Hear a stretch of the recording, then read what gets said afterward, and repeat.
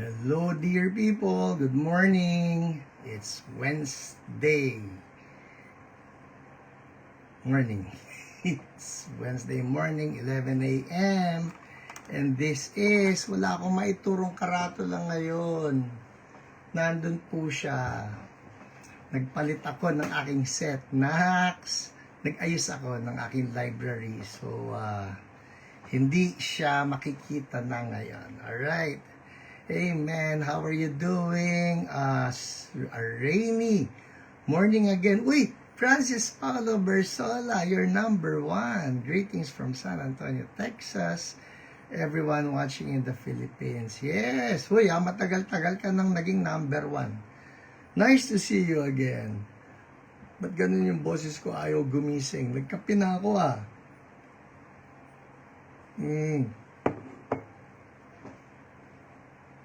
Tubig po yun, alright? Just in case you're thinking, bakit minumumog ko ang kape? Hindi, that's water. Hello, Terry Wang. Gandang umaga. You're number 2. Kumusta po kayo? Kanina, lakas na naman ng buhos ng ulan. Oh, Myra, Suk Gapus, good morning. God bless you sa marathon. Naka naman, marathon. Natakot ako bigla. You're number 3. Yes. Ang aking fun run. Let's call it fun run para naman may positive sa isip ko. Fun. It should be fun. 5K po ako sa Sunday. Hoy, pag-pray nyo. Kulang ako sa training. Puro ulan The past almost 3 weeks, no? Puro ulan lang. Hello, Weng Villa, you're number 4. Mabuting araw. Eva Pascual, good morning. Number 5. And wait, PL, alam ko na, Presi, tama ba? From South Carolina with love. Good evening sa'yo. Rowan Dapula, good morning. Alright, anyone else? Wait, good, I'm seeing people. Alright, nakakanibago yung set ko pero tagal kong inayos yan nag-ayos pa ako rito sa table ko. Nice ko yung mga lights. Hello, Felisa Laksamana from Sherman Oaks. Good evening to you. And Lolet Pangilinan, good morning sa'yo. Oy, handa ka na Immediately after this, alis na tayo. Morco, maulang day. Oo nga tigil muna si Ulan. May appointment ako ng 1 p.m. So immediately after this, I need to go. Alright. Who else? Hoy, kaya ganito I'll try really to start on time and I'll try to end before 11:30. Alright? Ay, maganda yung topic natin ngayon. So, for those friends of yours that you want to bless, i-ano na ninyo sila. Just tag them right now. Okay? Hello, Val Billones. Good morning. And Mary Grace Cruz. Good morning. And is that Prosy? Tama po ba ako? Is that Prosy Andres? Good morning po sa inyo. And Rubidio Mangay. Hello, Elsa Tam. Blessed day. Sige, keep them coming. We're about to start. Dolly Domingo. Good morning po. Nadia Antonio. Good morning. And Christian Dizer from CSB Balanga. Promise, gandang-ganda ako dyan sa apelyido mo. Yan ba talaga? Dizer. Parang hindi siya parang hindi siya Pilipino. Parang, ewan ko, inabutan mo si Grandizer. Hello, Gabriel Belen. Good morning po. Have fun sa fun run. Amen. Para sa medalya. Yeah, para sa medalya. Para sa medalya. Para hindi nang gagaling sa recto mga medalya. Hi, Jack Torres. Good morning. Ate Grace Crisostomo, Arnel Natividad, blessed morning. Miss you din. Magkikita ba tayo anytime soon, Bal? Claire Ramos from LB. Naku, ang LB ngayon, puro tubig na, Puro tubig na kayo, magkakatubig pa kayo. Oo. Isipin mo, ang LB never runs dry. Maski summer, puno-puno kayo ng tubig Hi, Ate Lulu Getline. Blessed Wednesday to you. Ofelia Pagio, morning. Roda Camposano, good morning. Ayan na, people tagging people. That's so good. Sige, para sa ganon, pag nagsimula tayo, masimulan din nila. Hello, Pastor Jefferson. Good morning sa'yo. And it's 11:05. I think that means I'm supposed to start. Okay, sige. 40 people on board. Pwede na yan. Meron po Spanish lineage. Wow! Dither. Tama ba? Kaso sa apelyido na lang po yung pagiging Spanish. Pwede naman kumain ng Spanish sardines na... Pero tama, di ba? Ang Dither. Hello, Jerome Salinas. Good morning. Alright, sige, let's pray. Hallelujah. Lord, salamat sa bagong umaga na ito. Salamat sa mga brothers and sisters who are watching now and will be on board later or will be watching on replay. Holy Spirit, I'm asking, inspire me and inspire every one of us. Speak to us. Speak to us, O Lord, we ask you. And let Jesus be bigger in our lives. In Jesus' name, amen. Amen. All right, you know the drill. Go get your hard copy Bibles. For today, I'm going to use my NIV 1984. All right? 1984. Kasi yung isa, yung bago 2011. No? Okay, so this is the 1984 NIV. Ito yung pinakagamit ko, pinakamaraming sulat, pinakamaraming marka. Okay, game. And our passage is from Acts chapter 10. Acts chapter 10. We start in verse 9. Okay? Game na tayo. Sabi rito, sige, I'll give you time. Kuhanin nyo na yung inyong mga hard copy Bibles. Acts chapter 10. Gusto ko nakikibasa kayo sa akin, okay? Ayoko nung ako nagbabasa, pinapakinggan lang ninyo. It's always good for retention. Number 1, not just listen, but read for yourself. Alright? Ganon din yung mga Berean Christians. You remember? Sila Berean Christians, they searched the scriptures to see if what the Apostle Paul was teaching them was all true, was all scriptural. Imagine ninyo, ang ingay ni Charlie, naririnig nyo? Anyway, nagulo ko ron na. Ito yan, ito matindi sa Berean Christians. Hindi yan tigi-tigi sa mga Bible. O, tingnan nga natin ano yung sinabi ng Apostle Paul. Hindi. Yung pong mga yan, naghahanap pa yan ng mga scrolls, no? Sa synagogue. Titingnan pa nila yan. Ito ba talaga yung sinabi? That was how studious they were, how diligent they were when it comes to studying the Word. Tayo ngayon, eto na hawak-hawak na sa inyong bahay, meron na kayong Bible. So, go get your hard copy Bibles. Diba, Roulette from Abu Dhabi? Okay, game. Acts 10, verse 9. Can you write that down? Acts 10, simulan natin sa verse 9. Actually, mahaba po ito, so I will not be reading the entire story. Assignment ninyo yan. Okay? Hello, Terekine. Kumusta kayo? Sa Santa Rosa, wala namang baha dyan, ano? Okay, verse 9. About noon, the following day, as they were on their journey and approaching the city, Peter went up on the roof to pray. Ngayon, sino tinutukoy dito that they were on their journey? Yan po yung mga inutusan ni Cornelius na sundalo niya at mga servants niya na puntahan si Peter. Okay?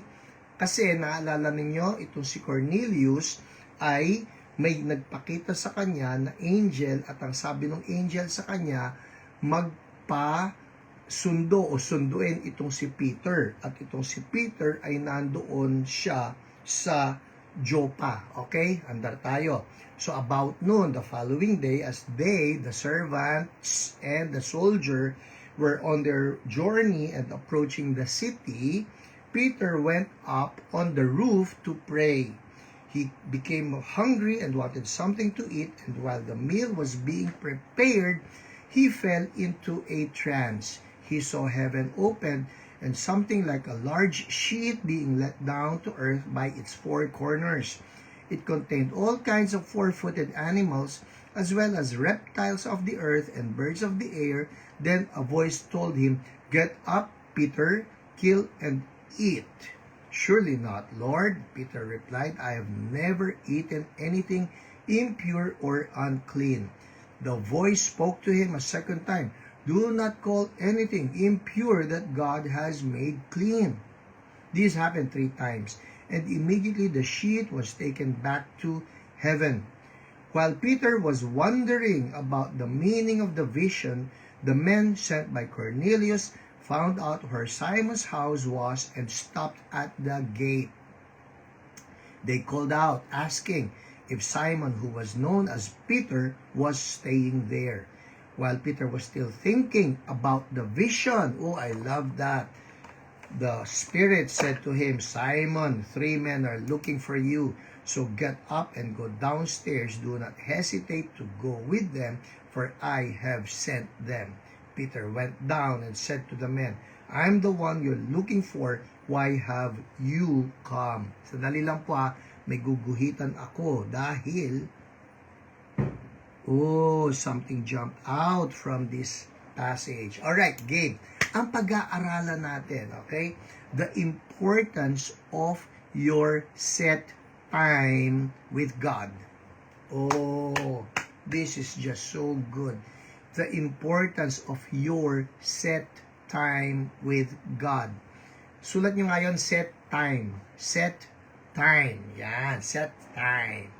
Set time. Ano yung set time? Yung appointment mo kay Lord. Meron dapat yan.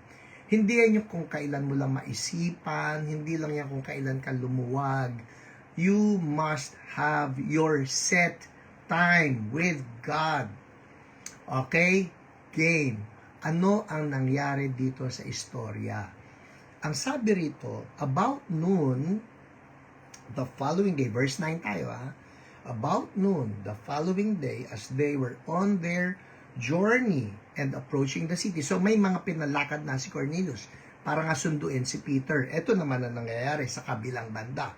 Peter went up on the roof to pray. Alright? Yes, Val, set time. Lepi, set time.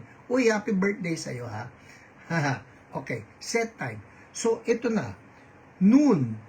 Okay, noon time. What is it about the noon time? Sa mga people who grew up in a Jewish tradition or faith, 12 noon is one of those set times of prayer. At itong si Peter ay nandun siya sa kanyang set time na makapag-pray nga. Alright? So, importante yon. Naggawin mo yan. Mag-set ka ng time for the Lord. Kung ikaw ay morning person, then do it in the morning.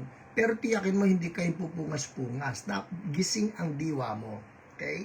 Kung ikaw ay taong gabi, basta ang importante, meron kang appointment kay Lord. Yes, Evelyn Camara, very good. Appointment kay Lord. No? At yun ang ginagawa dito ni Peter. Yung appointment niya kay Lord, tinutupad niya. Hindi lang yan kailangan kasi wala, obligado ko Hindi. Ganito po yan. Si Jesus, our Lord, our Savior, our friend, our God, is waiting for us. Yun ang isipin natin. Si Lord, hinihintay tayo. Tayo pa yung parang pakipot, paimportante, whereas the King of Kings and the Lord of Lords, God Himself, is waiting for you, for me. Na, Hiram, kailan ka ba bababa? O kailan mo ba ako kakausapin? So, yun po yung nakikita natin dito. That's the first thing. So, si Peter, nag-pray siya. Ito na ngayon ang nangyari. While he was praying, okay, so that's the first thing na nakita ko rito, sa set time. So, he became hungry. Siyempre, tanghalian na no? He became hungry and wanted something to eat. And while the meal was being prepared, he fell into a trance. Whoa! Okay, number 2, sa akin po na journal, again, I'm telling you, importante ang journal. Alright, nandito tayo, nandito sa number 2. Okay, so, ano yung number 1 ko rito? Sasabihin ko, number 1 is Peter isolated himself to pray. Okay? Isolated himself to pray. Para sa ganon, masolo ka ni Lord. At masolo mo rin si Lord. Importante yon. Peter isolated himself to pray. Okay? Look for that time, look for that place when you can be isolated with God. Ay, pastor, siksikan kami rito sa bahay, wala na akong mapupuntahan. Yung iba pong mga alam ko ang gagawin nila, pupunta ng CR. Ay, naku, pastor, agawan sa CR. Para dati doon sa Bible College kung saan ako nag-aral, agawan ng mga estudyante sa CR. Kaya, nagkakanda late ang mga tao. Okay. Pro si Andrews, ako po sa daling araw. Very good. So, ganito, kung siksikan sa loob ng bahay, edi lumabas ka. Do a prayer walk. Do some time with the Lord. Ako po, minsan pagka naman, alam niyo, just to break out of the monotony of things na ito na lang palagi, sometimes I do this. Lumalabas ako ng bahay, and then I do prayer walks. Pag yung prayer walk, nakakapagod. Minsan nakakapagod kasi naglalakad ka. Sometimes I bike, no? Nagbabike ako, at ang sarap lang habang ganyan yung hangin sa mukha mo habang nagbabike, and then you get to talk to Jesus. Ang sarap lang. The important thing is you have your isolated time with Jesus. Number 2 na nakita ko rito. Peter, sulat nyo to ha. Well, for those of you jotting down notes. Sana lahat kayo. Number 2, Peter was open for an encounter. Yun. He was open for an encounter. Hindi lang ito yung, okay, makapagbasa nga ng Bible. O sige na, tapos na ako magbasa ng Bible. Thank you, Lord. In Jesus' name, Amen. Hindi. Ang sabi rito, while the meal was being prepared, he fell into a trance. Bakit siya napunta doon sa trance? Because his spirit was open to the Lord. His spirit was open to Jesus. Na, Lord, meron kang gusto sabihin. Halimbawa lang, itong sinishare ko sa inyo. Ang dami po ang dami ko pwede piliin dito sa aking journal. Ano ba po pwede kong i-share? But I was asking the Lord, ano yung magandang i-share? And I believe the Lord led me to this. So, just be open to an encounter. Alright? Importante yun na pag nagsalita si Lord, listen. Okay, so be open for an encounter. So, Pastor, hindi ba delikado yung trans na yan? Ito po, itong problema sa mga Kristiyano who are not open to the spirit realm. Ang dami nang ninakaw sa atin ng mga New Ager na yan. Okay? Ito sinermon ko ito nung Sunday. Halimbawa lang, itong trans na word. Sabi, huy, New Age yan. No? Sasabihin nung mga ayaw ng mga Holy Spirit. Hoy, sa demonyo yan. Ito Peter fell into a trance. And now they will say it's New Age. Parang ito another word na kinidnap na, hinijack na ng mga New Ager. Alright? Manifest. Diba? Manifest. Sa Bible po, God is the one manifesting. So Lord, manifest your presence. Manifest your presence. Guess what? Ninakaw na rin ng mga New Ager. Silang na ngayon yung nagmamanifest. Ito pa, another word, faith healing. Tayo yung merong faith healing. We have faith in God that He will heal people. O, ninakaw na rin ng mundo. Sila na yung nagkaroon ng mga faith healers, yung mga albularyo, spiritista. Yun ang tinatawag nilang faith healing. Dapat sa atin yan So anyway, si Peter, he was open to that encounter, so he had an encounter. For all you know, God has been wanting to have an encounter with you, immerse you, submerge you into His presence, fill you up with so much of Holy Spirit, bring you into the glory realm, pero hindi tayo open, natatakot tayo na maging vulnerable kay Jesus. Ito po ang tandaan natin. Yung sinabi ni Lord, if you ask for bread, will He give you a stone? Hindi If we ask Him for Holy Spirit, He will give us Holy Spirit. So number 2 yan. Pagka nagpe-pray ka, and then you're open for an encounter, well, guess what? He will encounter you. Andar tayo. Eto na. So he fell into a trance. Sinulat niyo ba yun? Sulat niyo yun, trance. Okay? He fell into a trance. So yung kanyang nakita rito was a vision. Iba-iba po ang po pwedeng mangyari sa atin when we say trance. Hindi naman yan yung hindi ganon, okay? Hindi yung That's the demonic kind. When we say trance, it can be an open vision, pwede nga maging dream, pwede the Lord will just put some pictures in your mind or some thoughts in your mind. Iba-iba po yan. Pati yung thoughts, opo, sometimes we call them imagination, but that's actually God telling you things. Ito, bigyan ko kayo example. Alam niyo yung libro ko, yung Presence Driven? Well, originally, it was published as What If God Comes? Alright? Alam ba ninyo na yung 12 chapters ng What If God Comes was downloaded to me by the Lord in 10 minutes? Promise. Papatulog na po ako niyan. But still, I would say, I was in the atmosphere of just being in constant communication, constant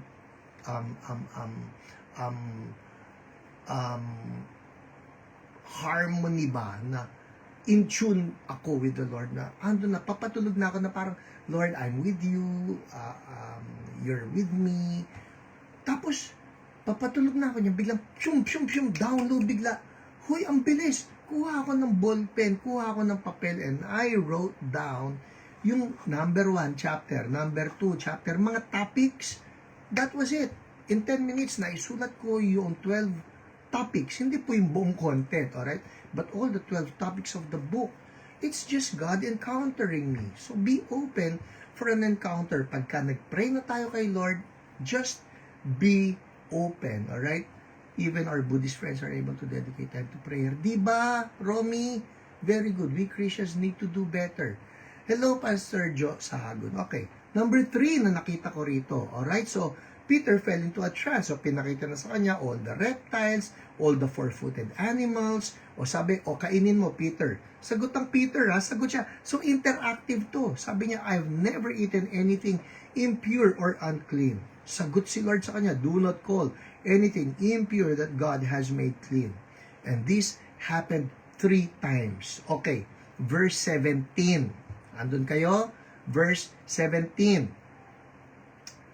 While Peter was wondering about the meaning of the vision. So see, the trance was a vision. Hindi, inuulit ko ito underline again. Hindi trance ito na kundi trance can be a vision, trance can be a dream, trance can be God just whispering to you or putting a picture in your mind. Ganun lang po yan. Let's not be kasi naman, again, sinasabi ko, ninakaw kasi itong meaning ng trance na ito. So anyway, Peter was wondering about the meaning of the vision. Alright, that's the first word, wondering. And then verse 19, while Peter was still thinking about the vision. Alright, ano ang pangatlo kong nakita rito? Ito po yan. So Peter prayed. Yung prayer time na yan, that caused him to have an encounter with God. And then, ito na yan. Number 3, Peter meditated or immersed on the vision. Ang sabi rito, Peter was thinking about the vision. Anong nagandahan ko ron? Ito po yan. Hindi pinakawalan ni Peter. Hindi dumaan lang rito, tapos wala na. Bye-bye. Alam mo, nagkaroon ako ng vision. Ano yun? Nalimutan ko na eh. Hindi. When God gives you a vision, alright, or when God gives you a dream, at malalaman naman ninyo kung yung dream na yan ba galing kay Lord, o kung yung dream na yan ba ay walang kinalaman lang. Wala lang. Panaginip lang. Pero you know, if there is a God-given vision or a God-given dream, you don't let go of it. You think about it. You immerse yourself in it. So Peter was immersing himself in that vision. In short, he did not let go. People, ito yan ha, baka naman in one of your encounters or in some of your encounters with the Lord, He has dropped into your spirit a vision. He has dropped into your spirit a dream. Write them down. Ako po nire-record ko. Audio, nire-record ko. Tapos kung kinakailangan interpretation, bibigay ko kay Ate Lolet. Sabihin, Mami, may naging dream ako. O kaya ako, like here, in my journal. Pag meron si Lord na ibinrap into my spirit while I was studying His Word, I write them down. They're all here. Para sa ganun, I can go back. And then, oh Lord, ito po yung inyong binigay sa akin na pangahawakan ko. Alright? So that's number 3. Peter meditated on the vision, meaning he was immersing himself in that vision. Kailangang mangyari ito, kailangang magkaroon ng fulfillment ito, which is actually number 4. Ito na, andar na tayo. So, nagpakita si Lord sa kanya ng mga reptiles, ng mga four-footed animals, kainin mo. Sabi niya, Lord, hindi ako makain ng marumi. Sabi Lord, nilinis ko na yan. And then came, saktong-sakto, and then came the servant and the servants and the soldier from Cornelius inviting him, sama po kayo doon sa bossing namin. Sabi ni Peter, mga Gentiles to Mga Gentiles to, and we all know this. Jews do not associate with Gentiles. But he did. He had to. Why? Meron kasing word si Lord. And this is number 4. Peter applied the message. Peter applied the truth. That's number 4. The truth that he got from the encounter. Hallelujah. Eto yan eh. Paano kung hindi sumunod si Peter? Eh di sayang lang. Nagkaroon lang ng magandang vision. Nagkaroon lang ng magandang dream. And then that was it. Well, guess what? Dahil sumunod si Peter, people, kasama tayo rito. Dahil sumunod si Peter doon sa vision, dahil sumunod siya doon sa nakita niya sa trance, yung trance na ito, Trance. Okay? Ay, naku po, ano ba ito? Hindi ito Trans. Hey, in Jesus' name. Dahil sumunod siya sa ipinakita sa kanya ni Lord, guess what? Sila Cornelius ay na-born again. Actually, that's number 5, pero hindi ko babasahin. Isulat nyo na number 5 is that Peter flowed with the Holy Spirit. And that's from verses 30 to 48. Peter flowed with the Holy Spirit. What do I mean by this? Nung dumating na yung mga Gentiles, at ang sabi, sama raw po kayo, sabi nung boss namin. Sinong boss nyo? Si Cornelius po. Isa po siyang Roman centurion. Hala, Gentile yan. Pero hindi eh. Sumunod si Peter. Can you write it down? Sabihin nyo dyan sa comment. Obey. Yan ha. So pag si Lord nagbigay na ng word sa inyo, sinulat nyo na sa journal, ito yung natutunan ko. Ang susunod na tanong, yung natutunan mo ba sinusunod mo? Pinapamuhay mo? Si Peter, pinamuhay niya. Ano nangyari? Sumunod siya. At nung sumunod siya, nag-preach siya, you remember the story, nag-preach siya sa household ni Cornelius, and everybody doon sa household ni Cornelius, let me read to you the conclusion, okay? Verse 44, nandun na tayo, Acts 10:44. While Peter was still speaking these words, the Holy Spirit came on all who heard the message. The circumcised believers who had come with Peter were astonished that the gift of the Holy Spirit had been poured out even on the Gentiles, for they heard them speaking in tongues and praising God. Then Peter said, can anyone keep these people from being baptized with water? They have received the Holy Spirit just as we have. So he ordered that they be baptized in the name of Jesus Christ. Then they asked Peter to stay with them for a few days. Oh my goodness. This encounter led Cornelius and these Gentiles to salvation, na nakilala nila si Jesus. Alam niyo ba ang significance nito?